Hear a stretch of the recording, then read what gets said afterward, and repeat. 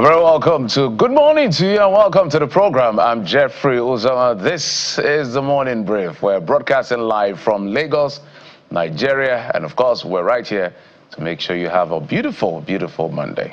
Well, it's the weekend after Valentine's, if that's a thing. But Monday, February the 17th is upon us. Good morning and welcome to the show. I'm Kayode Okikulu. I know Mondays usually mean business for a lot of people. So amidst all of the hustle and bustle, as we describe it, let us help you set the tone for what we expect will be a great day for you with the right information, conversation, humor, as well as entertainment. By the way, there's a lot of inspiration on the show for you as well. So let's do this, shall we? Jeffrey. Well, I don't know what you've been tracking, but I've been looking at a couple of conversations that have been ongoing online as well as offline, and one of which has been the debate over the Dangote refinery fuel as well as the NNPCL fuel. And some gentleman, I saw a gentleman who bought what we call a pass your neighbor generator in Nigeria, small, very, I don't know how many capacity that generator is, but he bought two brand new generators and bought a liter of fuel, or PMS if you will, from both stations. I mean the Dangote refinery, or the one he says was supplied by Dangote refinery and the one that was supplied by the NNPCL refineries, and then tested to know how long it will last in the generator. From his own experiment, a mature experiment, it came out that the Dangote refinery lasted 30 minutes or so more than the one that came from the NNPCL refinery, I mean, from the outlet he bought them from. Well, the NNPCL has actually responded that most of the PMS sold in Lagos from their own fuel stations are sourced from Dangote refinery, and asked the public to disregard all of that. But my view, if you will, I tweeted and said, look, this is quite simple, Mr. Shoneye and your team. It's pretty simple. People have reported that the PMS from Dangote refinery lasts way longer than that from the one source from NNPCL refineries. So why don't you just do a live demonstration, verify the sources of the PMS, all parties present, and then we run this thing, voila, and we get to know the actual result of which lasts longer. Because everybody wants a cheaper, if you will, long-lasting PMS in their cars. So all of the English Mr. Shoneye was speaking with the greatest sense of respect means nothing to Nigerians. They've seen practical expression, whether you call it amateur or not. Do yours, and Nigerians will decide. Got it. I think it's really straightforward. I think it's that simple. If someone alleges and says, hey, you did this, that's why you go to court and you say, well, I didn't do it. In fact, I have an alibi. And then you essentially prove your case. So he didn't just allege in that sense. There was physical evidence, you know. So they don't. You didn't just allege. He actually proved the allegation. Bought two brand new. Right, and he was in front of everybody. Again, that's as much as we saw. All right, so it's important to say that as well. It's what we saw. We don't know what played out behind the scenes. But it's important to even go beyond that for the NNPC Limited to actually do their own. I mean, when we started saying NNPC is refined and all of that, NNPC showed a sample, you know, of the petrol in that sense. And I'm sure you recall that Dangote had done theirs. NNPC also showed their own petrol. So let's show workings, as they say. But I think that has been on for quite some time. A lot of people have said, yes, indeed, they actually experienced longer lasting fuel. But again, it is subject to proper empirical experiment, which we expect that the NNPCL is able to do. Statements are good, yes, but let us see some sort of evidence. All right? It's as simple as that. Statements are, we've been hearing statements from NNPCL for a long time. So as much as we respect their statement, just do a demonstration so everybody can have their piece. The young man has done his, and I can tell you for free that what I see online, it appears that a lot more people believe the young man more than even our NNPCL. But that's a kettle for, that's a discussion for another day, but I just needed to put that out. But let's tell exactly what we're doing today on the program. There's a lot to talk about when it comes to what's going on in the country. I was hearing this issue about the CDS being denied visa. So many things are emerging, whether the process of filing for or applying for the visa was properly done, how many people went for the games, was it supposed to be there, and all the outbursts of anger by the NSA. Well, we're going to leave that to you because I know we should have that on our trends, possibly because it's been an ongoing conversation. Some are for and some are against. We've said, look, it's disrespectful to our CDS at that level to be denied visa, but we don't know what played out in the full picture is what everybody does not know. Did he apply properly the way it should be? That's another kettle of fish. But you know, Kaide, just like things happen in your house, there are certain things you discuss behind closed doors, and then certain things you put out there. Denying our CDS, we still do not agree that I should deny our CDS visa. But we can now come back and ask CDS, how far? Did you apply properly? How come many of you were going? So we can just go all of that. But however, it's quite, we don't expect it to escalate beyond what it is right now. There are so many layers to it that we're beginning to see. And so we just hold our fire and see what played out eventually. But hey, let's tell you what's going on. Yeah. The issue around USAID and all the dismantling of that agency with the suspicion that some funding that are meant for good and goodwill to enhance the soft power of the United States is now being directed at even terrorism like Boko Haram. We don't have the evidence, but these are allegations by Scott Perry, the lawmaker in the House, in the Congress in the United States, and all of that. So how far-reaching can this be? We're going to try to break things down and look at the entire spectrum to see exactly what this means for us as a people and as a nation. We'll also be taking a look at the international military protocol designed to protect children and women in conflict zones, with a focus on Nigeria's commitment to safeguarding these rights. And joining us on the show later on will be the Chief of Defense Standards and Evaluation at the DHQ. Big conversation, I tell you. After all that, we will try to de-stress. In business, they call it de-risk. Or well, stress and anxiety is taking a toll on a lot of people. The bite and the pinch from the economy, personal issues, and the layers. There are so many things that are making people to be quite stressed. We'll get to talk with the expert to help us look at how we can reduce stress as much as possible, especially if you live in Lagos, Nigeria. Definitely. And that takes us right next to the conversation which we'll have around patriotism. No matter the challenges we face as a nation, it's never out of fashion to be patriotic. In fact, patriotism can help us overcome our challenges and issues. But how can we be patriotic even in trying times? So on Friday, we talked about love for ourselves and others. Today, we'll talk about love for the nation. Love for country. Beyond that, we'll have a chat with the president of the Pentecostal Fellowship of Nigeria, Bishop Wale Oke. He'll be joining us on a program to break down what the leadership from the cleric should look like in a nation as divergent as Nigeria, and what the contribution of the church should be to nation building. And finally, we're joined by a woman who's breaking racial and gender barriers in Canada. Khadija Haliru, as you see there, the first black woman to serve on the Ingersoll Town Council, be on the show today. Okay, so those are some of the things, or all of the things actually, I should say, that I'll be dealing with today on the program. So it's going to be quite a ride. So it's going to be quite breezy, intense, and insightful. But let's get straight to the headlines as well as the dailies, I should say, from the national dailies. This Nigeria is what will kick things off from. They are leading with a story: hard times suffocate more small businesses, many fold up other gaps for breath. Bank customers decry new ATM charges, say it will push citizens to more pain. Serap gives CBN 48 hours to withdraw unlawful hike.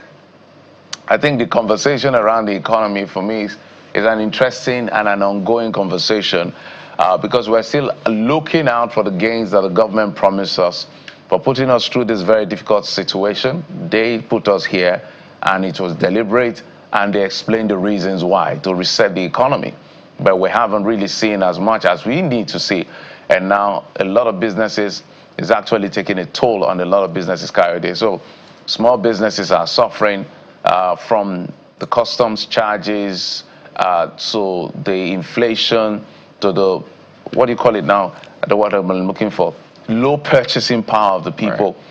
All around, it's been quite difficult. It's been quite challenging for a lot of people to even get by and survive. And now zooming in on small business is quite critical because they contribute quite a significant number of the economy in terms of their contribution to the economy, even in the informal sector. So this is a wake-up call to the government that 2 years down the line, a midterm of a 4-year term, the gains are still far from being realized. How far more? How long should we wait?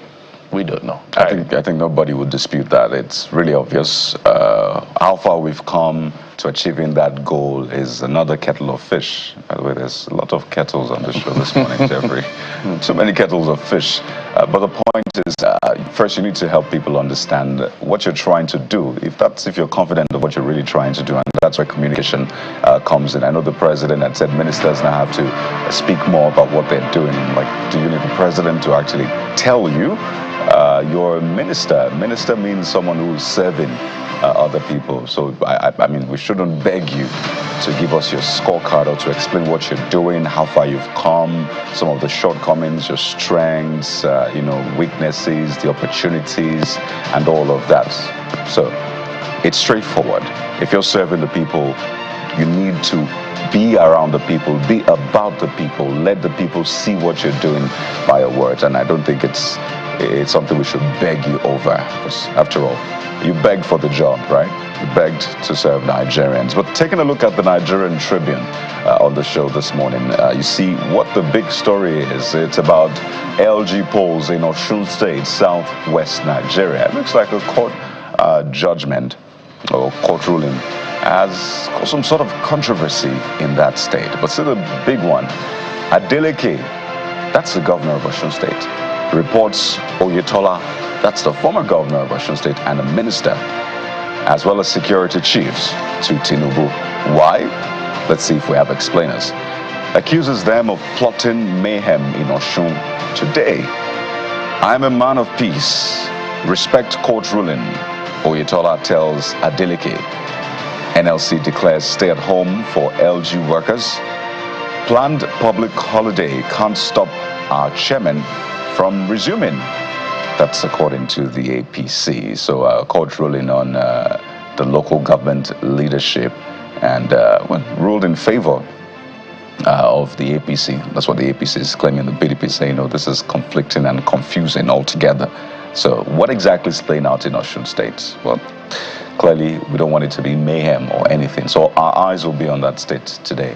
Yeah, all eyes on Osun State. But what is interesting to me, Kari, as an aside, all of a sudden I'm hearing Oyetola responding to Adeleke. We were looking for Adegboyega Oyetola for a very long time since he took charge of the Ministry of, I always forget the full meaning of that ministry, Marine and Blue Economy. We don't know what is going on in that ministry. We don't know whether that minister is working or not working. But for where we sit, I'm even sure if I ask her, what has that ministry done, he can't tell me. A lot of Nigerians don't know what that ministry is doing. And we've been trying to find out from maybe his proxies, come and talk to us, let's find out. Maybe you're doing something that we don't know. It's a new ministry. Some of us were particularly excited for that ministry because it just sounded nice and it looks like, okay, this diversification, we're looking in that direction. But since Adegboyega Oyetola took over, we haven't seen much. In fact, we've seen nothing to the best of our knowledge. But I feel that he may be doing something we don't know. But to now find him in a political conversation, Your Excellency, while you're fighting the politics of Osun State, let's do an explain as to what is going on in the Ministry of Marine and Blue Economy. That's more interesting. But on a serious note, though, I think the governor has raised the alarm ahead of time. I don't know, with all this court judgment, we're going to break it down at some point, maybe tomorrow on the program, to make you understand what exactly is going on, because we've had issues around court judgment and all of that. The one that's suspended, the one that is reinstating, and all of the judgment and all of that. So we get to look at what exactly is this judgment, maybe at some point on the program or later on tomorrow, so that there is no mayhem. But the governor has raised the alarm, telling the president, look, whatever this is all about, avoid bloodbath, avoid an incident in my state, and I'm raising this alarm to the world. Talk to you. I think he calls it his cousin. Is it nephew? Nephew, the president's nephew. So it was interesting to me to see how a governor is saying somebody who is not a sitting governor is controlling security apparatus. Not just security, the judiciary as well, because the court is playing a huge role in this. And this dates back to 2022, remember, Jeffrey? Yeah. That election, I brought in the local council heads, and then they were dissolved, what have you. The court sort of now reinstated them in that sense as the appeal court in the state's division. And then there's meant to be local government elections this Saturday, Jeffrey. That's the 22nd. So it's a lot of different things, and it's just sad. Politics is meant to bring development. You see it bringing a lot of conflict, and you just wonder, should we rethink the way we do politics? The answer is yes, definitely. But who will bail the cat? The big question. All right, so I think we'll just do, okay, let's just say one thing on The Guardian, then we'll head to what you're saying online. The Guardian leads with, despite 7.2 trillion in subsidies, power sector inefficiencies take toll on consumers. So I like the way The Guardian puts it. So you can do your calculations year on year from 2015 to 2025, how much subsidies have been paid in that sector to give us power. But hey, and then the disclose average yearly subsidies. So everybody is kind of, this just get a copy of The Guardian and get to see that breakdown. Quite a brilliant one they did there to understand the texture of that story. Coyote. Well, yes, it's sort of worrying that we sink a lot of money into different sectors, and then you get there like, where is the money?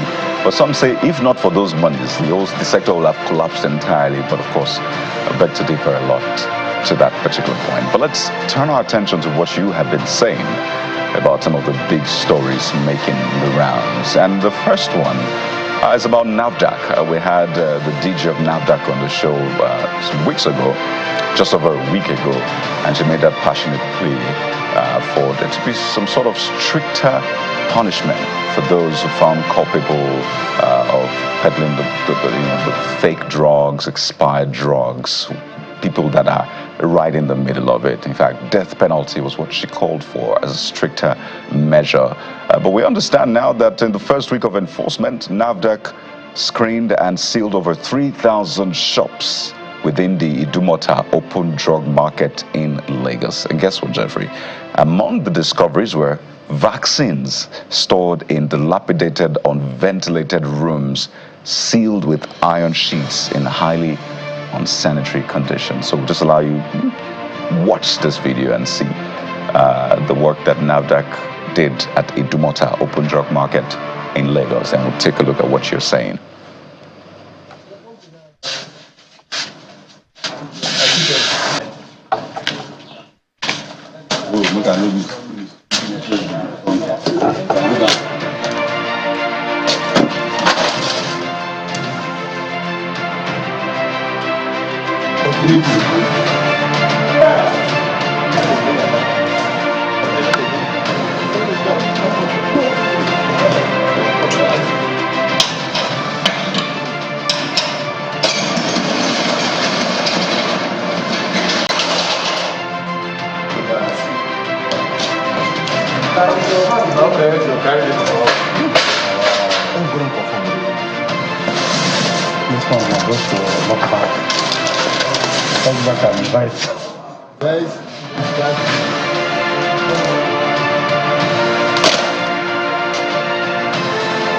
Jeffrey, some of these medications you see right on the label, the temperature that it must be stored in. Sometimes you see 15, some you see even much colder, but you have them stored in places that are really hot. You wonder what happens to that kind of medication when people then use them. So kudos to NAFDAC seeing the work it is doing. If indeed these stores are in such unhygienic conditions as we're seeing, right? So kudos to them. The first user, Live Jennings, is the first comment we're taking, saying, diverted free HIV antiretroviral drugs. This user is shaking his or her head, saying that top pharmacy managers employed and paid by government in government hospitals are the culprits behind this diversion. So major allegation made there by this user, but thanks NAFDAC for cleaning up the system. Ola says diverted free HIV drugs should be traced back to government hospitals and Ministry of Health. sad to see some of this thing. Kayode, you have the next one. Yeah, Olakunle is next, saying, for all the fake drugs, seizures and detection which are commendable, when will the perpetrators start facing very punitive reprimands? This user says, this is a willful intent to harm and murder multitudes.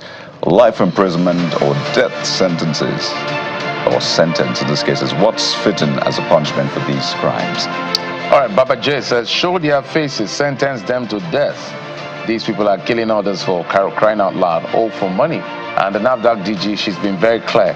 She wants death sentence for some of these people who are, at the vanguard of destroying lives as far as it's concerned. But we'll move on from there to investigations, which is still ongoing, which has to do with one of the topics we deal with the USAID and the activities of DOJ, saying that government is financing Boko Haram, Al-Qaeda, another terrorist group with about $697 million annually through USAID. So there's been a lot of debate as to the veracity and the claims and counterclaims as far as the local politics of the United States is concerned. But how it concerns us is when we hear the name Boko Haram, and we want to know who finances them, because they are quite organized to a very large extent.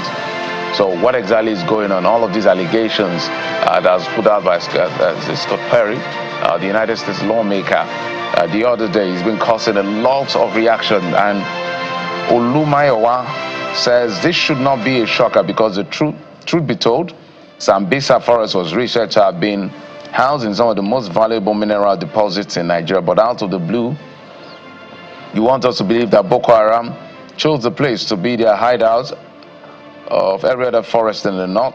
Just do the maths. So you can see his own calculation. Oh yeah. He believes that the resources in Sambisa is the reason. If you what's going on in Eastern DRC, and places like Goma as well, where counter-blame and blames are all going on. When it comes to mineral deposit, there's always these accusations and counter-accusation. But what concerns us as Nigeria is, if the people, they are killing our people for whatever reason, we need to find out who is funding them. Is it a foreign government, or whatever it is? All these are allegations. We can verify, but we allow you to have your say. Well, certainly. The next user is African Techie. And this is how this user couches his or her comment, saying, no surprise they wouldn't sell arms to GEJ. They sabotaged every move they made to combat the terrorism they backed in Nigeria. So everybody's really coming out guns blazing. And I know for a lot of people, they don't see Scott Perry as someone you can trust. They brought out some of the other conspiracy theorists that he has put out, saying, is this a man you want to listen to? What evidence did he provide? Well, to us, that is. I don't know if he laid some of them before the House, right? So for a lot of people, they don't see the evidence, and they see his track record, particularly for some of the theories he had put out in the past. And they say this is not someone we can trust. But one thing is clear, these issues should not be taken lightly. They should be dug deeper into. I like the way the world is evolving. I've seen clear bias and all kinds of things when it comes to American politics, even from their media. I'm like, okay, at least from Nigeria, I know this is not correct. And I'm seeing people citing it with great authority. Anyway, Billy Ajala says, my problem about this revelation is the nonchalant attitude of Nigeria's ruling class, who know the truth, but may decide to treat this revelation with levity. So citizens after a while, citizens will forget. I guess that's what you wanted to say, and move on, because we have a lot of things happening here and there. Oh yeah, but not to worry. We'll give you some more insight to that on the show today. Right, so you understand the different angles. But let's turn our attention to one of the other stories we spoke about earlier on, particularly with the Osun State, the build up to Saturday's local council elections, the court's ruling asking that the chairmen who were elected in some sense in 2022 be reinstated, and the back and forth between the governor, that's Adeleke, and former governor Oyetola. There's President Tinubu right in the mix, right? So Adeleke, as we said, is asking Tinubu to caution Oyetola as APC defends the minister. So Ragnarok has the first one on this, saying, well, most people here, most people commenting about this, think the government, as a state government, controls the police. This is, it says, the title of Chief Security Officer is only on paper. Right, so I talked about Obaseki finding out the hard way during the last governorship election, where he was faced with 45,000 security operatives in one state. So I think this is saying that for people who are saying, well, you're the governor, you're in charge of security, this is just saying, no, it's on paper. And we'll just move on to the next one. Nyesom Wike, the former governor of Rivers State, Naib City Minister, used to say he's the chief logistics officer of the state, not chief security officer. This should be from Omoba Adebola Adetunji. Ideally, rule of law should take its calls on Ms. Ayatola. I don't know what you mean by that, but unfortunately, most of you willpower as if no tomorrow.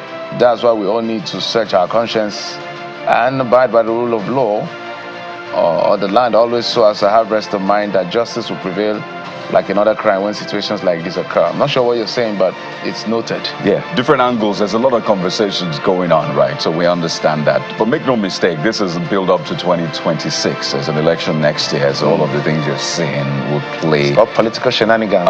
Yes, so don't lose sight of what really matters here in Osun State. Make sure you ask for good governance. Make them deliver that good governance. Don't get carried away, because it's like drama now. You just watch and you just forget that there is a real business of governance. Just a final one on this one, saying Fubara fought minister/governor and he won. Who's minister/governor? He said, oh dear. So this user is, it's funny how people actually think, and I think it's important for those in government to also see what Nigerians see on governance. So they are telling the state governor to face this, right? But hey, he can't speak. There's freedom of expression, and he has asked the president to call the former governor and the minister to order. That's it for the trends, Jeffrey. I think we can take a quick one now. And when we return, we'll speak with a woman who's blazing the trail. She's Nigerian, but she's making Nigeria proud outside there. That's in a moment. Stay with us.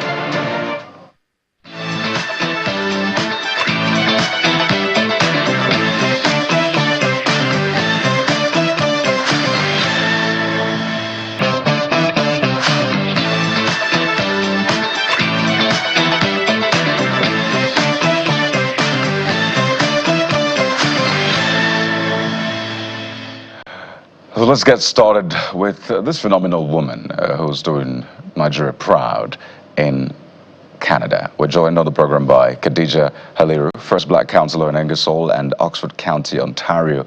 Of course, joining us from Ontario, Oxford, Ontario. Good morning, and thank you for joining us. I know it's really early there, so you've had to stay up. Thank you for doing just that. Thank you for having me. So let's get right into it. First black councillor. I mean, how did that happen? And of course, we know it was not just by magic wand. You must have done a lot of work. We know how tough it is for women to attain positions here. Talk more of there. So just walk us through how tough this was. A dose of inspiration is what people need right now. So you will present us with that. Thank you. Well, it's definitely by God's grace, as well as having the ability to intersect, when our culture, our upbringing, our education, Nigerians, we're just something else, the confidence we bring to the table. So we move into Canada and, you're always looking for a way to assimilate and integrate. And through work, there's always that obstacle. You weather the storm. And at some point, I decided back in 2016 to start my own business. And then my husband decided maybe we go to a smaller town where we can find a little bit of ease and cost effectiveness. And we found ourselves in this town, 99% white, just outskirts of Toronto, just to get a little bit more, quiet. But then I found myself as the only visible black person. I couldn't find anyone else. And then I felt, what, if they don't know me, right? Yeah. If they don't know me, they won't trust me. So I decided to go find a store in the heart of downtown. I launched my skincare line and became the native doctor, as you will, because I was now promoting shea butter, African products, African black soap, along with the cosmetics. And I just wanted to have that authenticity to what I did. And when people came in and they learned about Africa through the butters and the cocoa butter and the the ingredients, and I would help heal skin and talk about African black soap and our 400-year recipe. You ended up building a lot of relationships, a lot of family dynamics from grandmother to child having skincare issues would come. So people over the last, I would say 4, 5, 6 years knew who I was as the only black person, building these relationships, just really being myself. And actually, when they sold that building, I was trying to save the building because the building was owned by the city.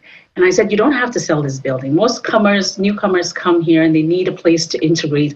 We could start like an incubator program, right? And I was trying to sell it so well to save it, but they voted to sell it.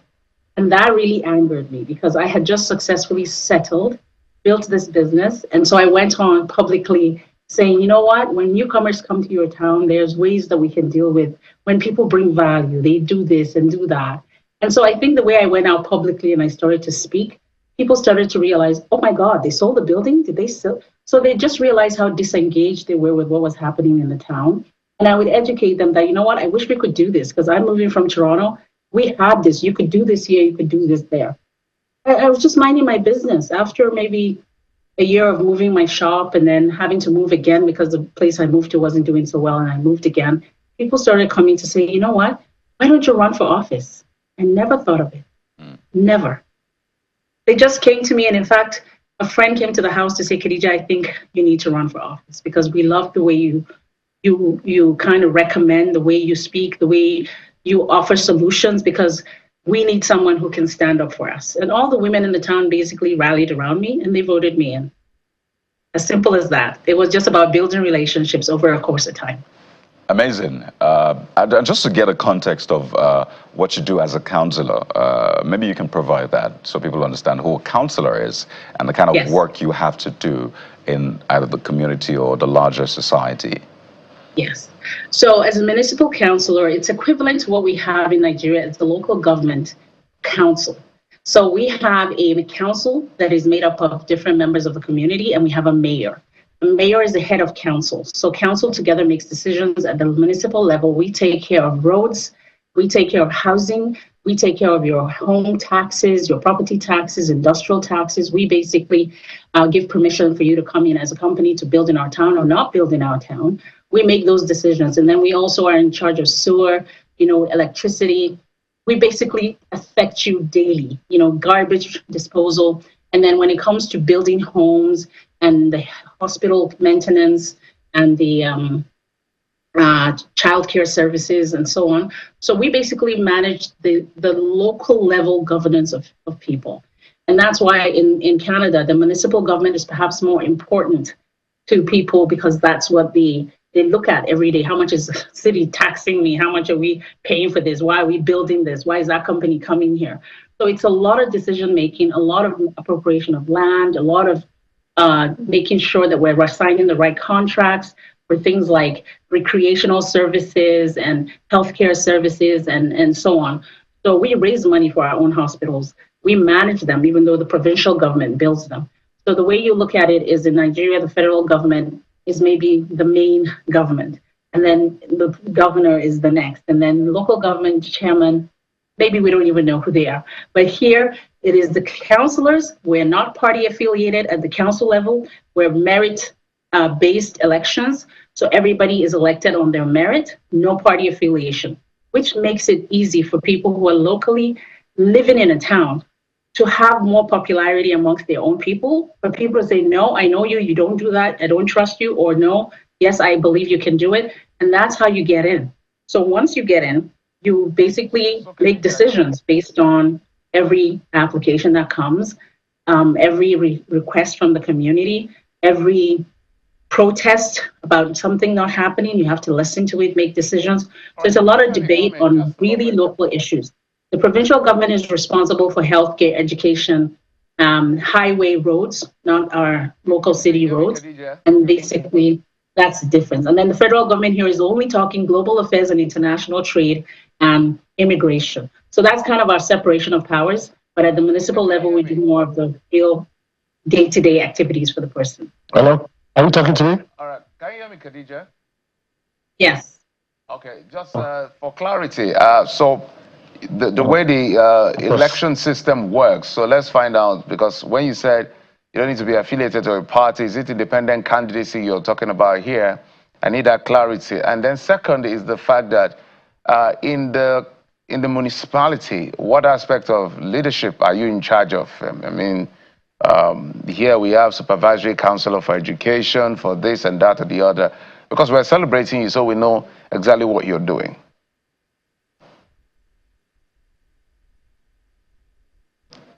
Khadija, if you could kindly unmute. Hello, can you hear me? Yeah, I can hear you. Go ahead now. Okay. So I basically champion diversity on council.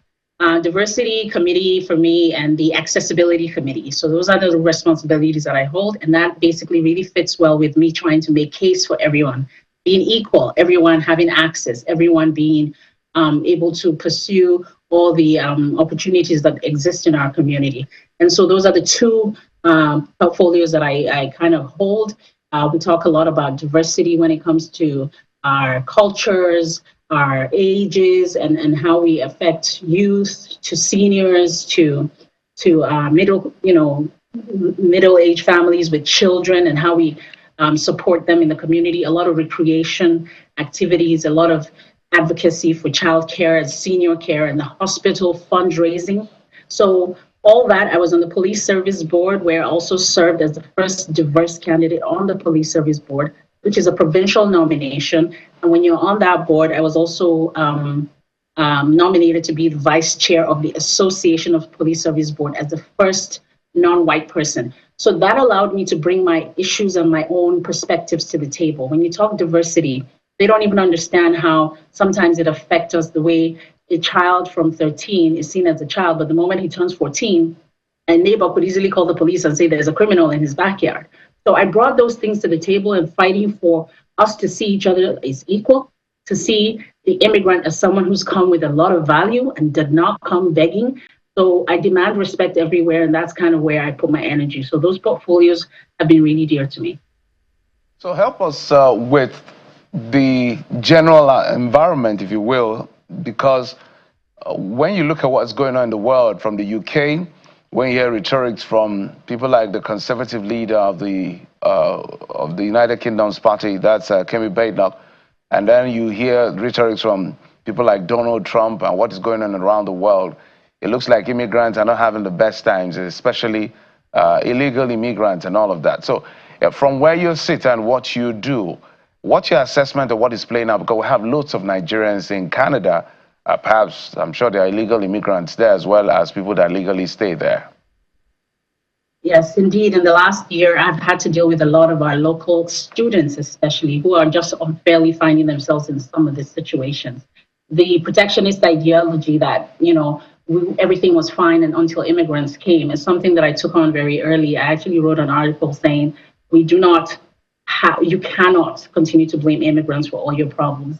And I kind of, as always, will say to anyone who cares to listen, what immigrants bring to the table. And for us, especially as Nigerians, I've had to do a lot of education. And I think my community now, being 99% white, know exactly what the Nigerian is, what they stand for, who they are. They even love our food, because I actually launched the Nigerian stew first time in the jar, and all the white people now buy Nigerian stew, eat jollof rice every day. So they actually understand now that we're not just immigrants coming to ask for help. We are immigrants who've come to contribute to the society. And in Canada, there's a difference between us and the United States, where we're considered one of the most educated countries because we bring the best to the country. We have tapped into Nigeria, and recently people knew about the Nigerian situation in Toronto, where we had some students falling through the cracks. So we tried to reach out to help them. But we refuse to, in Canada, make it seem like we are the problem. And that is one of the reasons why I've decided to run for a higher office, because the moment it started to be the immigrant was the problem, we had to rise up to say no. We are here paying taxes, we're working hard, we're doing whatever we have to do, and I will not sit back and have them tag us. We work so hard to be seen as the problem. And that's where, we all have to raise our voices. I heard Kemi's unfortunate remarks. I actually made a case for myself on social media saying it is unfortunate that no matter how bad our countries are, no matter how our experiences are. You do not use the highest level of office at the highest point in your career to point the negative in your country, amongst all the good that Nigeria has done for us.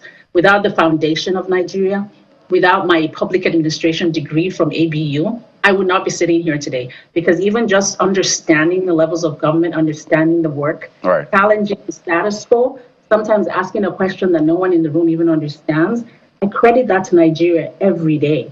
And I cannot understand why anyone would use their office to say such a negative. So I was really disappointed. Well, I'm sure you speak in the minds of a lot of Nigerians, but we have to thank you so much.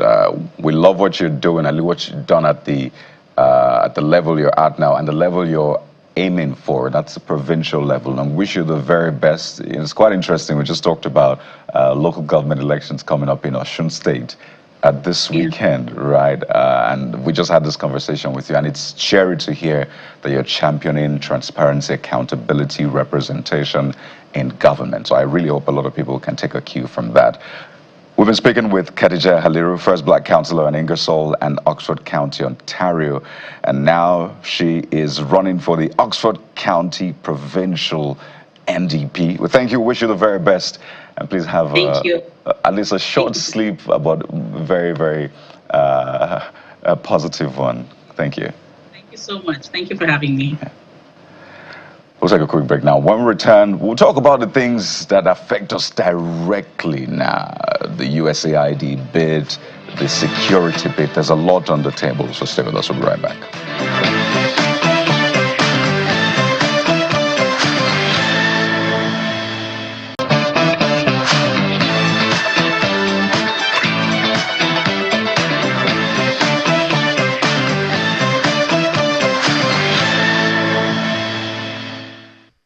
Since the return of Mr. Donald Trump as President of the United States, there has been a lot of shakeup. He's barely less than 1 month in office. He was sworn in on the 20th of January, and today is still less than 1 month to when he was officially sworn in for a second term in office. But some of his actions, withdrawal from the WHO, the issues around climate, and DOGE, which has to do with government efficiency, and the revelations around United States aid. So you said, rather, that we understand allegations are out there saying that, okay, some of the monies that are being used for enhancing America's soft power through health, diplomatic relationship, sanitation and all of that is getting into the hands of terrorist organizations, including Boko Haram in Nigeria. So these are allegations. We can't verify all of that, but it's something we need to be concerned and talk about because it's an ongoing conversation. We've been joined in the program by geopolitics and human security expert, Mr. Adebayo Adeleke. He joins us from Abuja studio. Mr. Adeleke, thank you so much for coming on the program. Thank you for having me. It's a pleasure. It's a pleasure to be here this morning, bright and early. Okay, Mr. Adeleke. Thank you for having me. So since Scott Perry made that revelation from their own investigation, there has been for and against as to whether people believe what he's saying, that Boko Haram is partially or totally or partly or even funded through USAID, given what USAID has done and all the allegations that we're seeing coming forward. In your books, do you believe what he's saying? Is there truth to what he's saying, or is something we need to look deeper into? So Scott Perry, a former Brigadier General of U.S. Army National Guard, and also the representative congressman from 10th District of Pennsylvania. And if you look at his track record, is it January 6th involvement? Is it, pontificating on, fraud, electoral fraud that never happened? Is it pontificating on some, half-baked truths? I mean, he has a history of doing all that, and he's a Republican. So there's a lot of context. So to answer your question, the truth about it is, when you're talking about USAID funding, it's quite deep and need a lot of reorientation and a lot of revamping. And I think the agency understands that. There's a lot of retooling and whatnot. Is the United States government directly funding Boko Haram? Absolutely not. That particular rumor is unfounded and not substantiated. And I can tell you, matter of fact, I believe I'm probably the most qualified person to talk about it. I've worked with USAID in Afghanistan. I've seen, I've seen them at work. And also I understand the global war on terror. We don't call it global war on terror no more. So you have to also understand what Scott Perry is saying in context. A lot of these fundings, if you understand the funding mapping from USAID, you will make such statement. And I've seen, I was online over the weekend, and I saw a lot of the social media is littered with half-baked truths, and a lot of folks are just running with all kind of conspiracy theory. And Scott Perry is a conspiracy theorist as well. So you have to look at, some of these things in context. So what he was alluding to is a lot of money that had been sent to countries that always have ISWAP, ISIS, Al-Qaeda, Boko Haram of this world over there. And is it a possibility that some of the funding that were given by USAID to a lot of these NGOs find themselves in areas of Boko Haram suppliers? Absolutely. Is USAID doing a lot of work in monitoring and evaluation to make sure that some of this funding are not trickling down to terrorist network? I don't think they're doing enough. So if you can link some of these funds that have been given to the NGOs, because their modus operandi is to actually engage NGOs that does the bidding for them, and those NGOs have ulterior motives. And for the fact that the USAID is not going down to the last mile of the fund distribution, that is some of the issues that they have to contend with. But saying that United States government is directly funding Boko Haram network is not founded, it's not substantiated. Okay. And I know people will be saying, oh, I've been paid to say such things. It just doesn't make sense. The logic doesn't work. If you understand, and I think a lot of education has to be done here. For you to understand how USAID works, you have to understand the motive behind what stood up USAID. You have to understand the difference between the U.S. national security and the U.S. national interest, the U.S. foreign assistance and the U.S. foreign policy. These things, these constructs are completely different from each other, and you have to understand that in what context they're being used. So once you understand that, it's going to be far-reaching for someone to come online and make such bold statement like Scott Perry did. And it doesn't take much to actually look it online to look at some of the utterances he has made over the course of time. And also, let's not forget Elon Musk at the background with Doge. Scott Perry is a stunt, advocate for Donald Trump, and Donald Trump believes that the USAID is part of the agency that the former government has used to kind of, to impeach him. So he's trying to kind of tear down. And what's the best way to do it is to discredit the agency in all matter necessary. And, Elon Musk owns the algorithm of X, so you can make sure that this news stays online. And, these things are not, it doesn't take a rocket science to figure it out.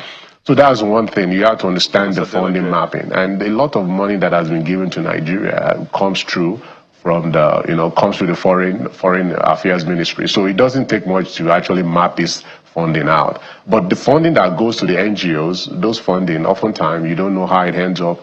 And that's where the USAID has to do the thorough work of the last mile delivery of their funds. What you're saying is based on the facts and your experience. You don't think that this makes sense, but you also say there is some sort of shadow. There's a dark area that is still very vague, and that's where you talk about the NGO. So is that a possibility that is the channel through which what you call a conspiracy is getting life? Absolutely. I've worked not only in Nigeria, but I've worked in other countries, Afghanistan, Syria, and whatnot, and I know how this thing works. You have the same supplier that, the U.S. uses and all the terrorists use. It's the only person that does this particular job for them. So it's not too far-fetched to say, this guy is supporting this and that. So, once you start using money across borders in some of these asymmetric warfare, it becomes really, really murky. So using that, but also USAID, I'm not going to go and say that they've not participated in rogue operations before. Absolutely. And those things are some of the things that people are actually according to. But you can use one or two operations that they've done that actually has burned them and then kind of broad brush, the whole agency has been very rogue. It's quite unfounding, and it's quite unfair to a lot of people that have dedicated their lives, and it's quite unfair for a lot of people that have lost their life. The same U.S. military lost soldiers in Niger in the fight against Boko Haram, and if you remember, a couple of soldiers, black soldiers, actually died. They're part of the 3rd Special Forces Group in Niger died because of fighting Boko Haram. So it's quite oxymoronic in sometimes when we read some of these comments. And more importantly, will the government continue to, knowingly fund the same network that is actually sending soldiers to fight? It doesn't make sense. A lot of us lost friends and families in this fight, any part of the world. And I have my own, trust me, I have my own issues with USAID about some of their operations globally and how they do some of this stuff. But to say that they knowingly fund some of these things is bogus. And I can call Scott Perry out on any day on this. It's all interest driven. And if any of the Nigerian youths and all of us have actually attended any of these congressional hearings, and if any Nigerian in the U.S. has attended some of these hearings, you understand how this thing plays out. It's all politics.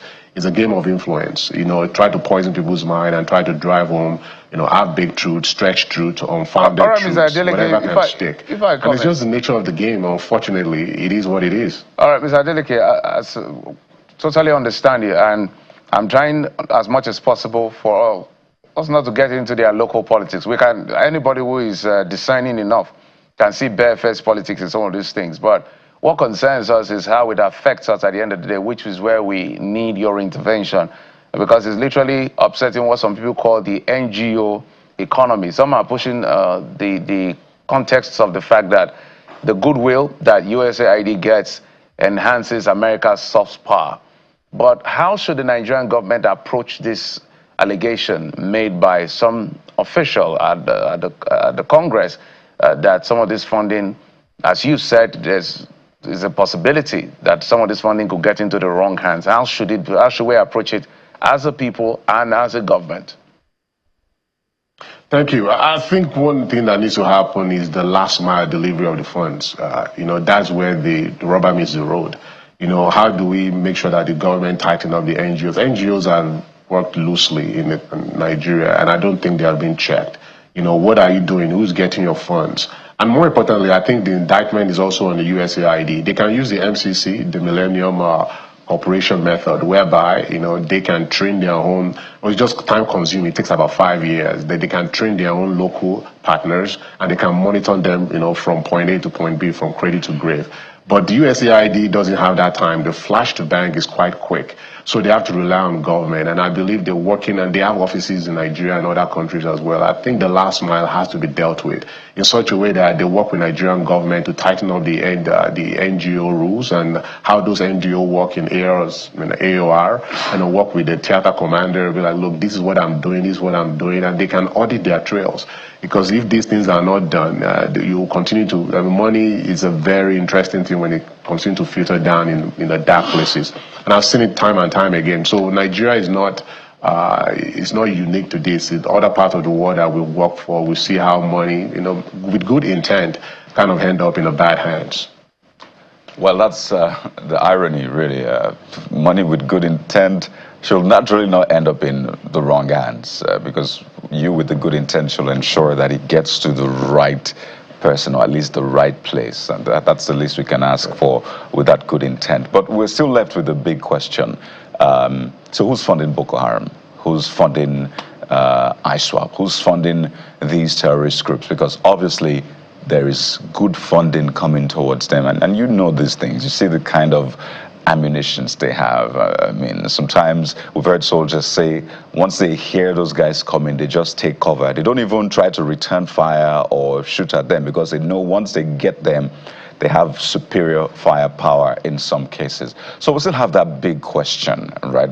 And we've not answered it. The CDS has been on and on about it, seeking some sort of international help to uncover these funders. So that's still a question we've not answered. How do you expect us to get answers to that very important question? One, and secondly, would you advise the U.S. government, if you had a sit down, let's say, to recommend USAID operations? By the way, in 2023 alone, Nigeria got over, I think, $800 million from USAID. And people look around and they say they don't even see the impact. So two questions in one, Mr. Adeleke. So the first questions in any network, follow the money. The money trail is where it is, and the Nigerian government needs to work closely. It's all about leverages and interest, and I can tell you for a fact, if this government really wants to dig down, it might take a while to get where these thing funds are, and they know where those money are coming from. This you can follow the trail. Once follow the money, you're able to understand it. And I know General Chris Musa knows that as well, and every one of us that work in security network knows it. Oftentimes, some of those things connecting the dot is quite difficult because they don't use the normal financial network. They use different nodes. I'm a supply chain guy, so I understand these things. Different methodologies across borders. Cash flows. Different minerals to actually move commodity and to trade value. So all these things can make it extremely difficult. But if a task force has been, it can be initiated and both on the Nigerian side and other countries involved, and involving the NGOs as well, and where they are getting their funds from, I think you can narrow it down to a particular few where these things are funding from. And don't get it twisted. They're well funded, and you might be surprised at the end of the day that this might be the real thing, the answer you're asking might be hiding in plain sight. Oftentimes it's like that too as well. So I mean, with my knowledge, I cannot say categorically who I know, but I believe the people in authority have a slight idea who he is, who the persons are rather. On the second question, on the NGO part, if I get you right,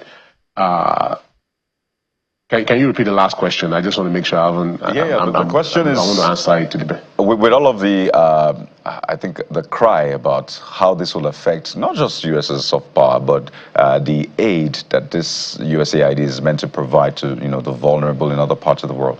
Would you advise the U.S. government to restart USAID's operations across the world? Absolutely. I think Mark Rubio, who is a staunch supporter of USAID and foreign assistance aid, it's not saying that USAID is going away. I think it's going to remain under the State Department. The U.S. soft power will continue. And again, as I said earlier, you have to understand the U.S. national interest. The national interest for the U.S. is to be able to provide trade. And one of the U.S. national interests is to have uninterrupted trade. And for that to happen, you have to be able to do it in countries that are stable. And for that to happen, foreign assistance is needed in areas that are especially in this particular point in time, critical minerals is one of the big issues of U.S. national interest. For Nigeria is a big player in there, and ability to stabilize Nigeria is one of the key interests of the United States government. Contrary to what people believe right now, that's why they are funding a lot.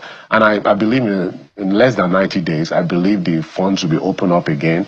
And now, what caused all this uproar is the fact that the current USAID administrator do not want some kind of sense of accountability. And I think that is being rethink this time around. And I think at the end of it all, there will be a lot of reevaluation of USAID operations and realignment. Right. And above all, the soft money will continue to flow back to kind of go after the U.S. national interest and foreign policies. All right, Mr. Adeleke, there's a lot to actually deal with, but for the want of time, because we've heard reports of some of these activities, and I'm happy you mentioned the fact that there are possibilities of monies going to the wrong hands. When you go to the north, we have reports of people, these NGOs booking hotels for years, as though they know something we do not know. I know the CDS has actually mentioned the fact that when they began to probe the activities of NGOs, say, you don't want us to check, but we have to check how you're doing your work. We're not stopping you from doing your great work. But he said, according to the CDS, when they began to check the activities of NGOs, the level of atrocity being committed by these guys kind of reduced because of the kind of feed they get allegedly from some of these NGOs. So it's an ongoing conversation. There's also another layer of the conversation that has to do with Nigeria as a country partially depending on some of these aid for fundamentals, which can shock us like we're experiencing today. But Mr. Adeleke, thank you so much for your perspective. We have to bring you back at some other time to break it down for us even further. It's a pleasure. Thank you so much. Mr. Adebayo Adeleke is an expert in geopolitics and human security. Thank you for coming on the program. Thank you. And we'll now take a quick break. When we come back, we'll bring you another leg of the program is Facts for today, and so we have to be breezy. Join us again.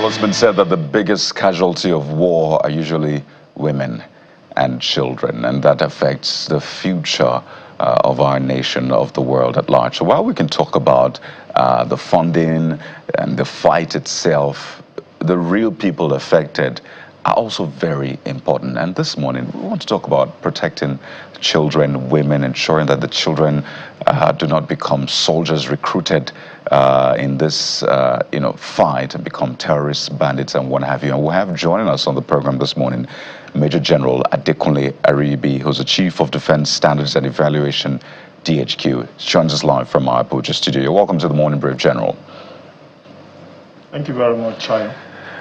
We had this conversation just before you joined us about funding or what have you. And yes, it's a very important part of the conversation, but equally important is a casualty. But what do you make of all of this back and forth? You have been in the theater, you still are, you understand these things. So when people say Boko Haram, ISWAP is being funded by a foreign agency, I know the CDS has spoken about that, but does this really lend credence to what the CDS has been saying all this while? And is there some sort of investigation ongoing beyond Nigeria as well in that sense? Thank you very much. The CDS has indeed spoken quite a lot about the issue of foreign funding. There's no doubt about it that this sort of operation cannot be sustainable for the past 15 years without some sort of external collaboration and assistance. It's obvious that the operations of Boko Haram, Islamic State in the West African province has metamorphosized since their allegiance with the ISIS, and they have had access to international funding which is beyond the shores of Nigeria. It's obvious in the caliber of weapons you see them display. It's obvious in the sort of sustainability plans that they have. And right now, they are moving into drones, and not only surveillance drones, but also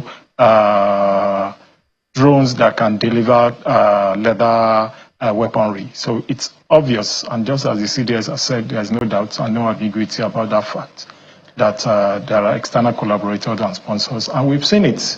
You'll recall that in 2021, the government of Dubai, of the UAE, a federal appeal court sentenced 4 Nigerians to various times of sentencing, ranging from life imprisonment to 10 years jail term. And also the U.S. Department of Treasury, and particularly their Foreign Assets Control Office, froze assets of these same 4 people. And in 2024, you saw Nigerian government identified and sanctioned 19 Nigerians regarding to terrorism funding. So there's no doubt about it that this is the lifeline of which is sustaining these operations beyond the local collections that they make on taxing and all of that. It's quite disturbing. So I know that I had watched the CDS on an international media making that assertion. It was very, very clear, although he didn't, let me put it differently. He said it with a lot of confidence, but he wasn't mentioning names. He just put it out there for anybody to make of it what it is. But why is it difficult to possibly maybe indict or call out some of these people? If people are killing our people at the end of the day, that is the basic responsibility of government, championed by the military, to ensure that we're protected. So why is it hard for the layperson who says, we don't want to be hearing all this, they sponsor that, foreign people do this? Who are these people? When the Nigerians ask those questions, how should the military respond? The questions that you, about Jeffrey, the questions that you asked are very germane, and I will continue to toe the line of what the Chief of Defense Staff has said. And this further buttresses the fact that fighting this existential threat to our nation, it's not a military alone function. it is something that needs to go beyond only kinetic operations, that need to go into what was determined in the recently concluded Joint Operational Commanders Conference, which recently concluded in Abuja. It had very serious strategic level appointments, such like the former service chiefs, the former chief of defense staff, and other theater commanders. And it was unanimous in the decision that the military alone cannot go it alone. It is a whole of society approach that would resolve the issue, because there are so many lines of operation that are not military, that are not driven by military, that needs to be by federal government agencies, by ministries, departments and agencies that need to champion this cause. Right. It need not be the military that needs to be at the part of it. The military should be focusing on the kinetic part of the operation. Yes, we do some non-kinetic operations to win the hearts and minds, but it is the whole of government approach that would, because why? The military do not have that mandate to be the spokesperson for the country. The military does not have the legal backing to conclude on mentioning, naming or shaming. It has international colorations which are beyond the military, and which therefore needs to be the appropriate government organs that are handling and championing such initiatives. So, General, let's talk about the work you're doing now, because sadly, in the middle of all of this fight, you have women who have been recruited. We've seen suicide bombers, girl suicide bombers, some of them kidnapped, raped, pregnant for these, terrorists, and then give birth right there in camp. And then we see children soldiers. So really, when people say they're the most impacted, women and children, these facts are out there. And your job is quite tricky. You have to fight the terrorists, but also protect the women and children, some of them who have, not because they want to, but they've been coerced to be a part of it. So it's always a very tricky thing. Some of them used as human shield. They're right in the middle of it. So how is that really going? Because I know that time and again, the UN organ, UNICEF, has presented, documents to Nigeria on how these things should be. But how tough is it? And how much headway is the military making in this fight against terrorism, but also to protect women and children? Thank you very much for that question. And let me put some context into that again. You recall that the World Bank, for instance, mentioned that 2 billion persons out of the 8.2 billion population globally lives in countries or territories that have developmental issues impacted by fragilities, conflicts, and violence. And of these 2 billion people, almost 500 million are children and women, and they are impacted directly by these. Children are maimed, women are raped, sexually abused, and abducted and turned to child soldiering. And also, from 2015, when a global conflict escalated, about 120,000 children have been killed, which is at a rate of like 20 killed in a day. And about 300,000 infractions, grave violations of the rights of children and women have been reported. And indeed, as you said, UNICEF has come up to say that these figures that are mentioned are just fractions of the total, because these conflict areas are very restrictive and very difficult to access, and because of shame, fear, and pain, parents do not report, people do not report, and therefore the appropriate agencies cannot investigate and verify. So the magnitude of what we are facing is huge, and therefore there's a need for a concerted effort to ensure that this vulnerable percentage of our population are protected, because the children and women are the most impacted, and they face this on a daily basis. And for us in the military, as you asked, the military has been doing quite a lot in ensuring that the children and women are protected. And I'll give you some few instances. the Nigerian military from 2016 have been adopting a more proactive measure towards ensuring the safety of children and women. We have ensured that the Joint Intelligence Center in Maiduguri process children and women quickly and ensure that they are out of military detection and into the hands of civil authorities as quickly as possible.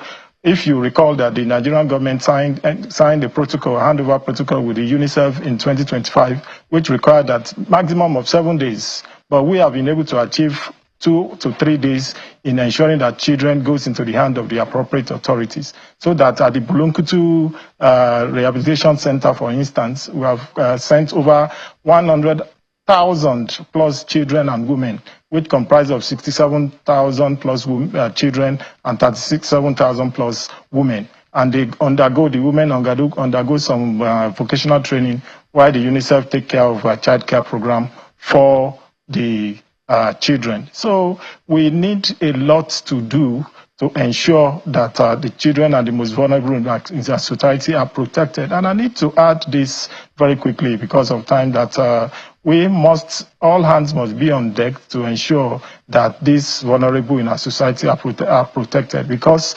the kinetic effort at winning the operation can only be limited. And I'll give you an instance. Kinetic effort can take out 1 million people, but another 2 million are available. And that makes work done to be minus 1 million. That means the people are available. And who are these people? These are the young and very vibrant members of our society that are available to propagate these words. And why? Because we have absentee parents that adopt their rights to their children, and you find instances in which some feel that the responsibility of the parents ends at the point of impregnating the man, and at the point of impregnating the woman.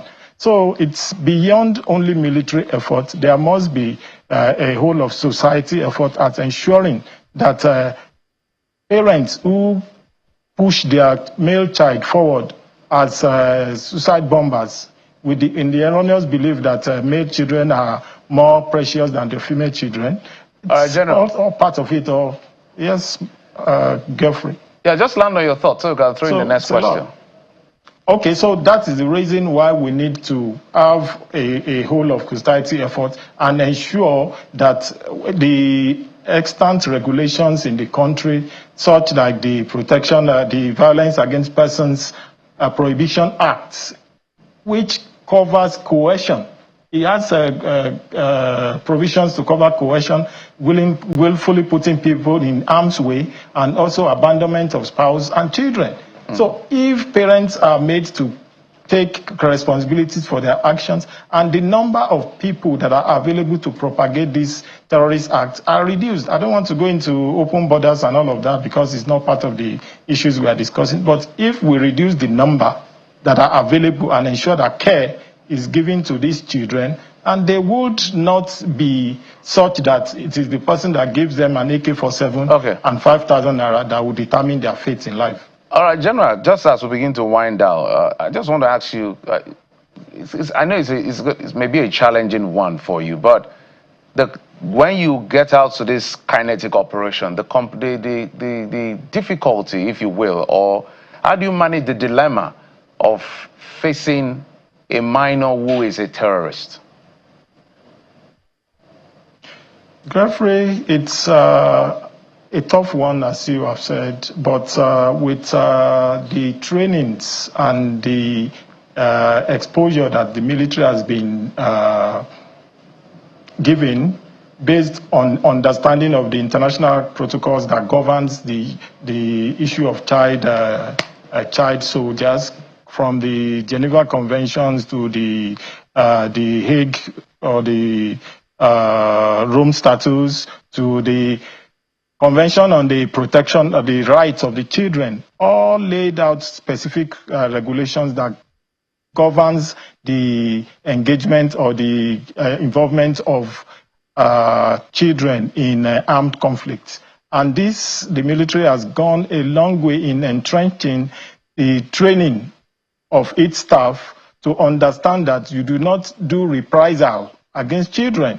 Most instances, they do not understand what they are doing fully. They are coerced into doing it, or they do it out of fear or intimidation. And as such, you must treat them humanely. You must not harm them, and you must not forcefully recruit them to participate in operations. So, and that's why I went back to the issue of the handover of the protocol between UNICEF and the federal government of Nigeria, which dictate that maximum 7 days, children that are involved in some form of hostility or are handed over to civil authority, and the military has been ensuring that, and in fact we have been having 2 to 3 days turnover rate of children that are involved in hostilities.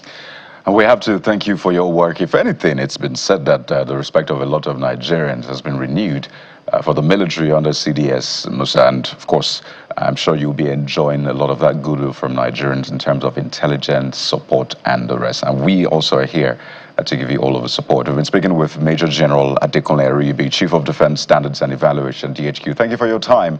And once again, we wish you the very best. Thank you very much. Thank you very much, Chai. We'll take a quick break now, and when we return, the PFN's head has been re-elected. And on the show today, we'll be merging governance, love for a nation with religion, and what role you have to play in all of that. That's the moment. Bishop Wale Oke is right here with us in the studio, so stay with us.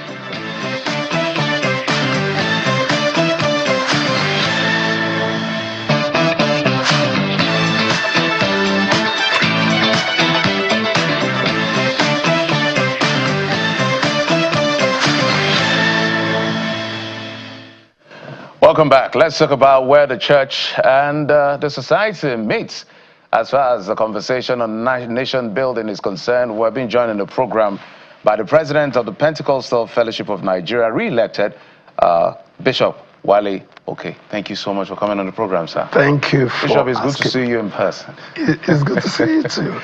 I've been seeing you on screen. Now I'm seeing you face to face. Glad to see you. So there's a lot to unpack when we have special guests like you.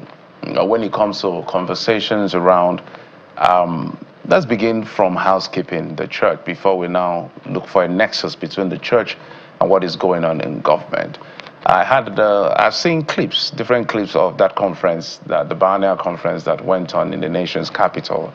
And there were assertions and sermons being reeled out by the men of God, senior men of God like Adeboye, Reverend Umarkwa, and several other people. How is your leadership? You are one of the fathers of faith in the country as far as the Christian community is concerned. And we have a lot of young people now who have emerged in the scene that we're getting to see are doing big things. But sometimes it looks like there is a bit of a discord in terms of perspective as to how this is supposed to be executed in the Christian faith. How are you managing that complexity? Now, there had been a little bit of disconnect between the older generation of fathers who have followed the Lord for decades, who are seasoned and tested, who'd gone through all the curves and the bends of the faith and are seasoned. Now, one of my missions is to connect the younger generation who do not have the experience of the fathers with the fathers.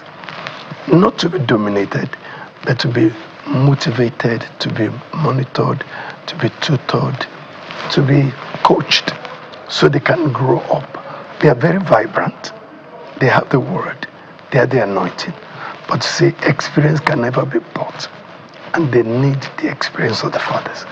And I'm happy that we're building a bridge between the younger generation and the older generation, so that, because the faith is a continuum, it's supposed to be from generation to generation, so the generation of the fathers can tutor and mentor and encourage and motivate the younger generations to be true to the faith, true to the core value of Christian and biblical principles. We're doing that, and God is helping us. And you can see it in the just concluded biennial conference. The colloquium that held the first day was majorly championed by the young generation under the leadership of Pastor Pochu Yemade, and they did excellently well. They brought speakers who spoke to the nation. They organized it very well, and they didn't bother us with anything. They picked the beer, which is good, and they were happy to be involved, and we were happy that they were involved. So we are bringing the new generation and the older generation together as one body, one church, one fold, and it's good. Bishop, we're not trying to, my question is not also trying to further bridge, create a gap. But it's important, maybe you tell us, what is it that fathers like you are observing from where you sit, that the younger generation are doing wrong, that you need to quickly and is trying to fix? Because it looks like from the assertions I heard, in your generation, there was a lot of heart pursuits, as much as it is today, but there's a lot of head knowledge in this generation. I get you. Now, let me tell you this. I do not want to emphasize or harp on what they are doing wrong. I want to mention and harp on what they are doing right. You see, it doesn't matter how knowledgeable, how experienced, how anointed they are. They cannot have the experience of the fathers. And you see, a child will be a child, a youth will be a youth, a father will be a father. Even Paul, the Apostle Paul said, when I was a child, I spoke like a child, I thought like a child. When I grew up, I put away childish things. So children will be children anytime, any day, natural.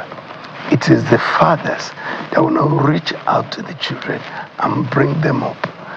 Even fathers have been children before, and they outgrew that phase of their lives and became fathers. So the job of the father is to partner with the younger generation and bring them up. And it's a process.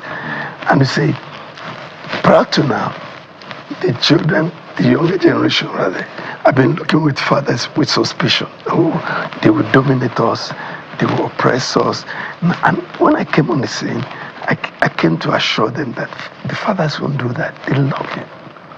They want to give you their soldiers for you to stand upon so you can see Father.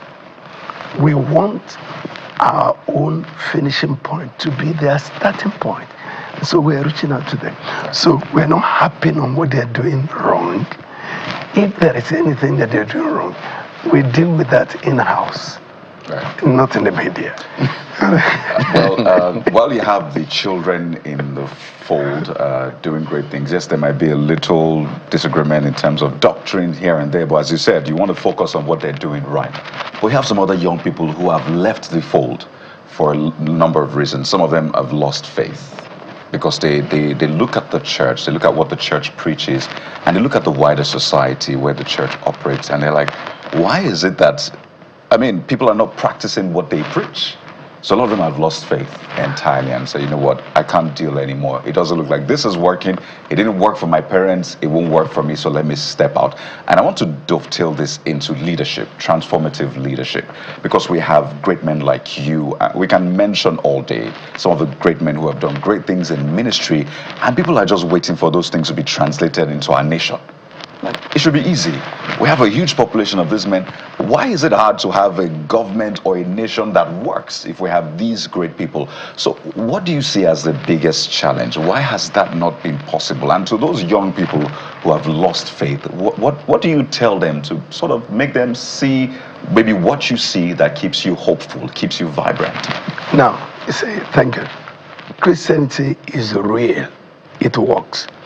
Christianity is an experiential faith. When we preach salvation, people get saved. When we preach healing, people get healed. When we preach prosperity, people prosper. What we teach is supposed to be experienced. It's supposed to be practiced. But there's a difference between religion and the true faith. That to go to church doesn't make you a true Christian. You've got to be born again. You've got to become a new creature. You've got to give your life to Christ. The Bible says, if any man is in Christ, is a new creature. All things are passed away. All things become new. But a lot of people go to church, they hear the preaching of the Word of God, they sing our songs, they read the Bible, but they have not really had a personal encounter with Christ. Those are the people that are not doing what the Bible says.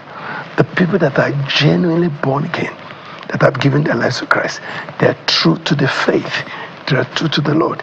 They want to serve God in good conscience. They want to be obedient to the scripture. So that's the first disconnect. A lot of people that the society called Christians are not Christians. In the biblical terms, the people that are genuinely born again, that have repented of their sins, that have invited Jesus Christ into their hearts to be their Lord and their Savior, those are the Christians. They are born again. Pardon me, sir. And they do what the Bible says. So what you find is a lot of people who were in church yesterday or other religious houses, but they resume at work today, either in the civil service or in the private sector. They're the ones that would ask for bribes. They're the ones that would keep your file.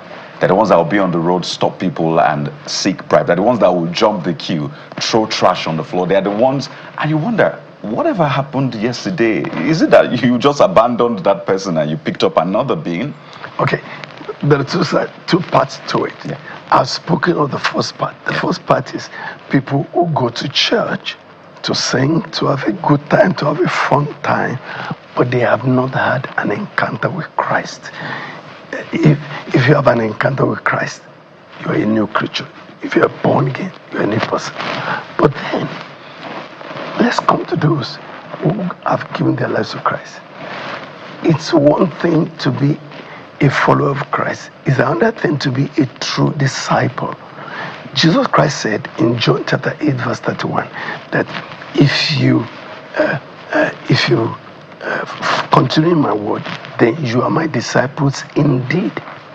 Now he was talking to those who believe in him. He was telling them, you must continue in my word. You must do what I say.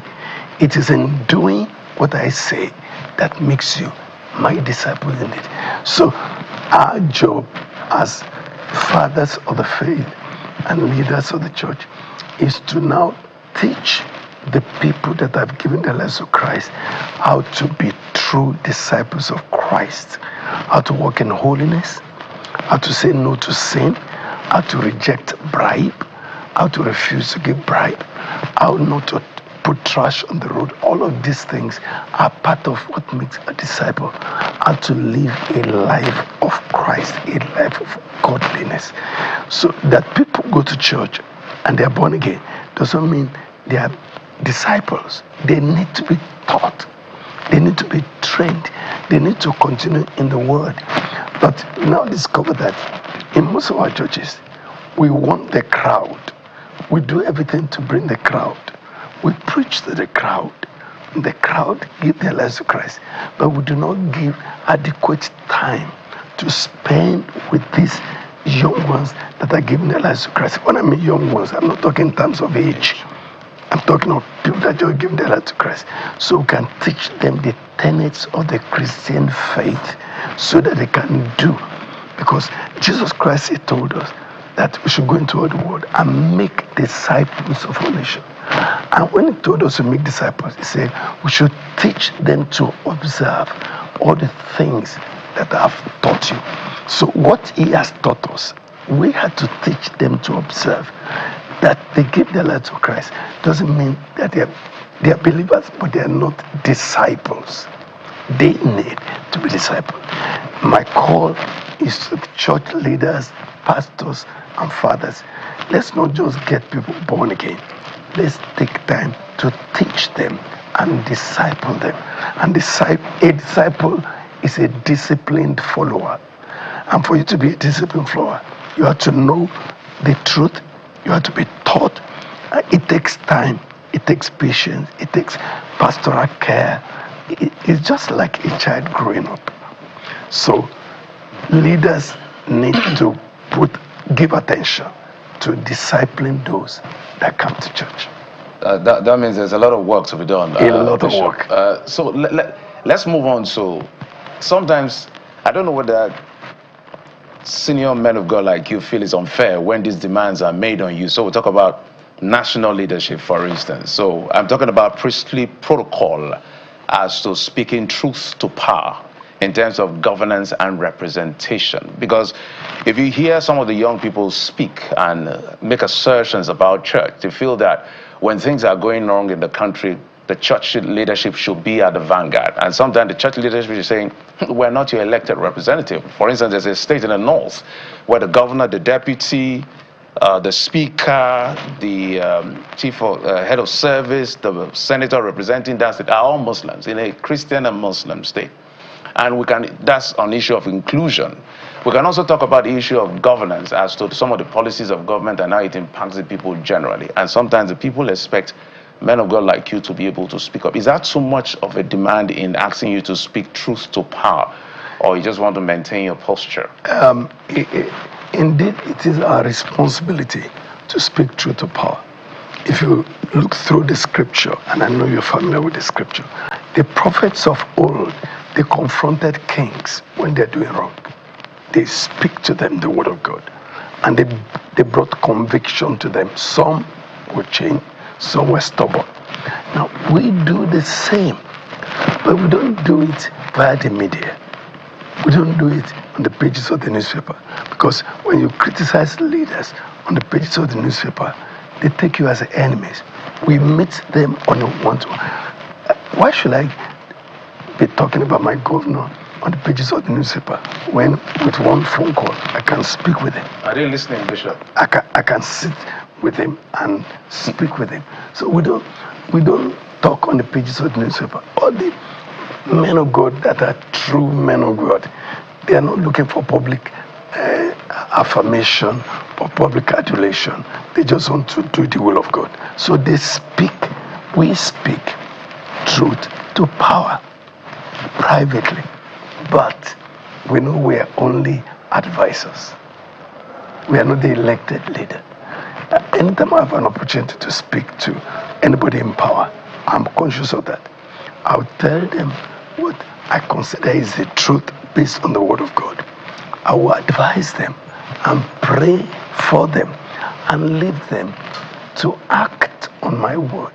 If they don't act on my word, there's nothing I can do. Bishop, perhaps my question is, at what point would you leave the private priestly protocol of private conversations to come in full blown? We heard Martin Luther King do that at some point. We had to be aggressive at some point, and today America is a beneficiary of black civil rights. That's correct.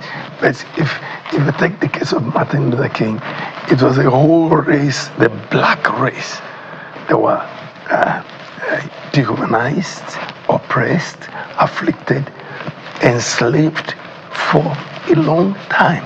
So he was leading a movement against that official oppression of the black people. But this is a different case.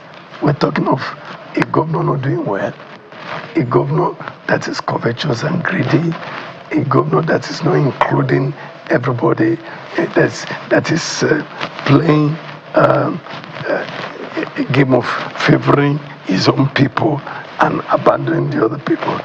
Now, all we can do is to pray for them and speak to them the truth.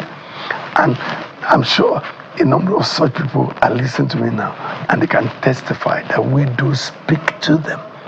But after we speak to them and pray for them, the choice is what else can we do to make? The choice is theirs. You can't coerce them, and we can't coerce them. And that's why we ask: do they listen?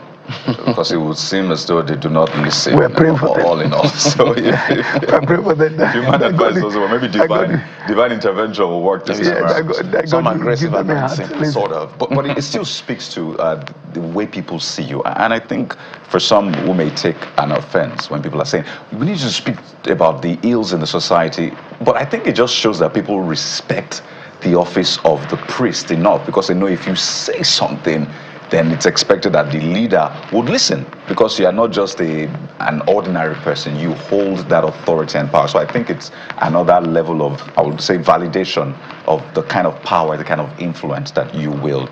Another issue people have had is, these same leaders then come to the pulpit and speak. And expect that there should be some sort of limitation. You can't cross here. But they see someone is indicted for corruption, for example, or has a corruption case.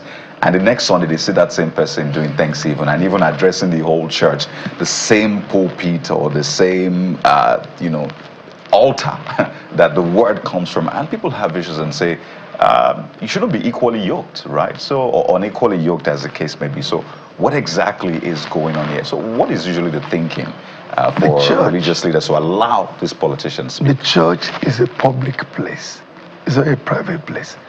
The church is open to everybody, young, old, great, small, male, female, rich, poor, powerful, or otherwise. The church is open to everybody.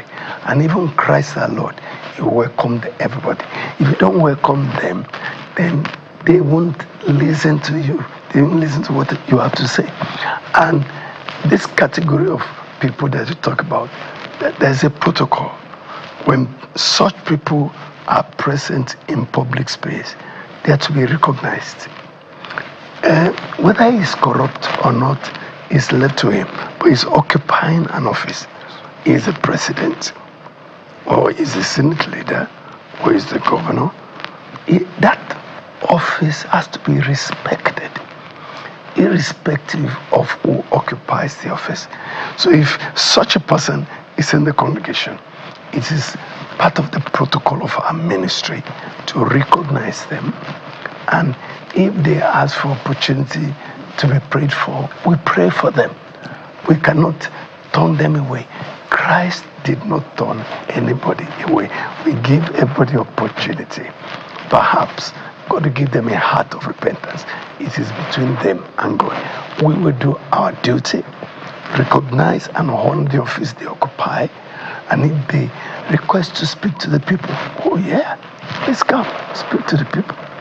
That's to let them know that our doors are open to them. That doesn't mean we indulge or endorse their style, no, or we endorse the perceived corruption, no, but it's to keep the door open so we can still continue to speak to them. And speaking to them in private, we discover that it works. Now, a lot of people, a lot of them, they take to our words and they act on it. I don't want to mention them. There are governors that we give counsel to, say, Your Excellency, why don't we take another look at this thing? And say, Daddy, I'll do it. And they did. Now, the public don't know that. And we don't have to tell the public because we're not playing to the gallery. We just want to be sure that there is good governance. I spoke to one of them. I said, Your Excellency, can I be free with you? He said, yes. He said, I don't need money from you. I don't need appointment from you. But I want to hold you by the collar for good governance for the people. Promise me you allow me to do that. He said, Daddy, you have it. He said, that's to let you know how serious our conversation is. We're not after them for money. God is taking care of us.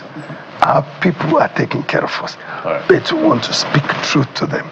But in love, in gentleness, with respect, honoring the office that they occupy. Right. We shouldn't insult them. All right, Bishop, just before I go, 30 seconds, I understand we don't have so much time. The future of the PFN is quite important for us to tell us what the future is. The future of PFN is great, by the grace of God. PFN is 40 years old, and with the Biennial Conference that we had in Abuja, we flagged off the 1 year anniversary celebration of the PFN. And God had blessed PFN in the past 40 years. It started small in Lagos here. Today, we boast of over 50 million adherents who are members of PFN. All the major Pentecostal organizations in Nigeria belong to PFN. So we don't well. But we're looking forward to a greater tomorrow, and that's why we are opening the door for the young generation of ministers to come in. And that's beautiful. I'm about the youngest president of PFN, and I'm about 70. I'm gonna clock 70. That's beautiful, and that takes us to the final point. Due to popular demand, a lot of people see you, they revere you. In fact, I'm sure if some people meet you in person, they will freeze They probably won't be able to shake you because of how high they hold you. Glory to God. And they always think, you probably don't eat, you sleep, but what does it feel like? And I want you to show your human side as we wind down. What does it feel like to be, you've been in ministry for decades, before the 90s. I am sure. Since 1975. Exactly. This year makes it 50 years. I've been preaching the glorious gospel of our Lord Jesus Christ. Glory to God. Bishop, do you eat? What does it feel like? Maybe we can just wind down on that. What kind of person are you behind the scenes, away from the pulpit? Like you see, I crack jokes. Okay, I do my exercise. I do prayer walk. When I'm free, I do it twice a day, morning and evening. I take time to pray and walk, and I walk fast. So I gain the spiritual benefit and the physical benefit. By the time I walk 20 minutes, I'm already perspiring. And I do it for about 90 minutes, praying and working. You know, I have a family. I have a very wonderful wife who takes care of me, you know, and we had a good time. You know? So you see, he's human after all. I'm human, and I do it. Bishop Francis Wadeoke is the re-elected president of the Pentecostal Fellowship of Nigeria. Bishop, thank you. It's quite an honor to have you here. Thank you. I appreciate you. Thank you so much. Thank you very much. And God bless you. God bless Channels Television. Amen. You are doing a great job. Thank you. Continue to do a great job. Absolutely, Bishop. We'll take just a quick break for like 30 seconds. I'll be back in just a moment on the final leg of the program. Join us again.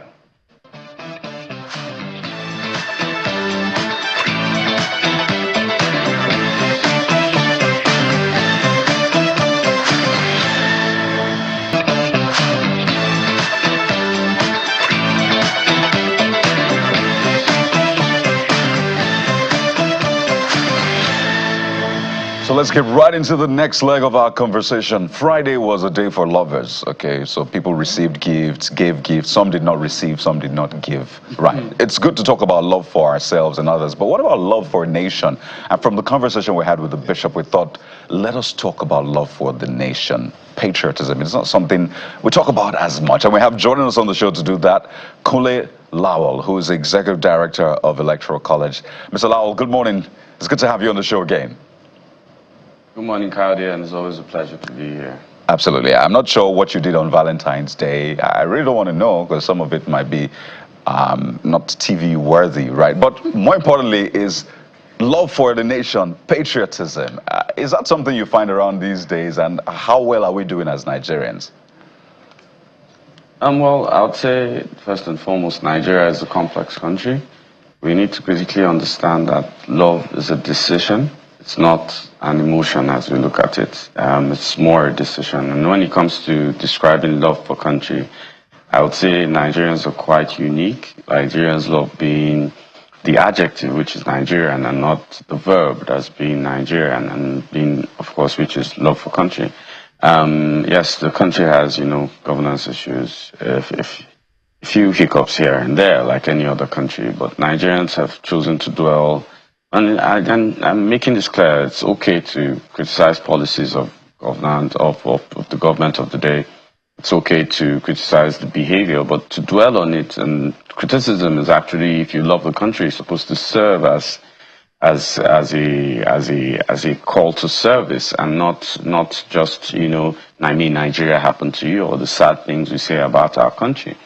And the truth is that the image of this nation, or this nation entirely, will rest on the fact of how we think or how we love our country. And Nigeria, I wish most people have seen the beauty of Nigeria. If you've traveled as much as I have, or you've shared, quite the conversations I've had across Nigeria, there's so much to love within this country. I always state this, that till we get out of the canoe of ethnicity, we'll never walk the waters of diversity. All right, Mr. Well, let's talk about how you can help Nigerians. I know you've mentioned it in passing, but maybe you re-emphasize, because if you go to the States, for instance, maybe Richmond, not too far away from DC, you see poverty at its peak. This is just close to the capital. If you go to Los Angeles, you're going to see poverty. You go across even Texas, you see poverty, and you're wondering, is this America? Is this same America that we watch and they talk about that's so powerful? But somehow they're able to have a strong sense of patriotism and defend their country. And how do you help Nigerians who have been shown shaggy by different administrations to still say, look, our country first. The only place I know Nigerians fight for themselves is if you come on Twitter and take any one of us will take you out in one fell swoop. But seriously speaking, how do we walk past our challenges to say, yes, we have challenges, but country comes first? Well, within the work, and I'll speak from within the work I've done with the Electoral College Nigeria, we've tried to feed in love for country. I personally sign everything for the love of God and country. And that's how I try to make sure I put Nigeria first. We do not, in my own daily life, I do not put anything in an argument or put anything coming before Nigeria. And this alters my position most of the time on different matters, like, some influencer, saying some stuff about Nigeria which doesn't make literal sense.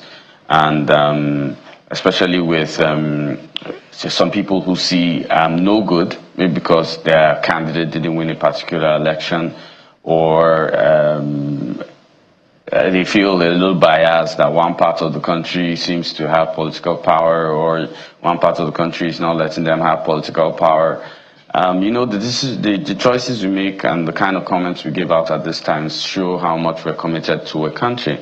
So for me, I think when Nigerians say they've seen Shege, let me translate it. There is no country in the world that they are not seeing Shege. Right now, America is enjoying, some executive orders by Uncle T. And, some things are really going down there. I think we should even be teaching them democracy right now instead of them teaching us democracy. And, when you go to places like, let's even look at France, Ukraine, Russia, of the decisions of leaders there, Israel, and with what's going on in Gaza.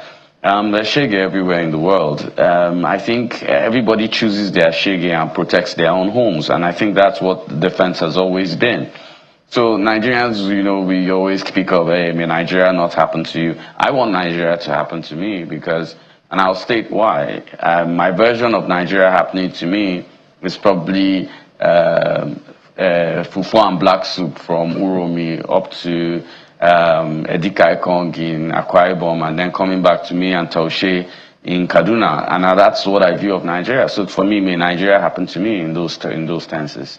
Right. So, for those who say that, maybe take a cue from Mr. Lal, but it still doesn't take away the fact that there are these pressing challenges. So how do you ensure you're patriotic on the one hand, but hold government to account on the other hand? And I know you speak very critically of some of these institutions. So how are you able to blend that as we wind down now in less than a minute? Okay.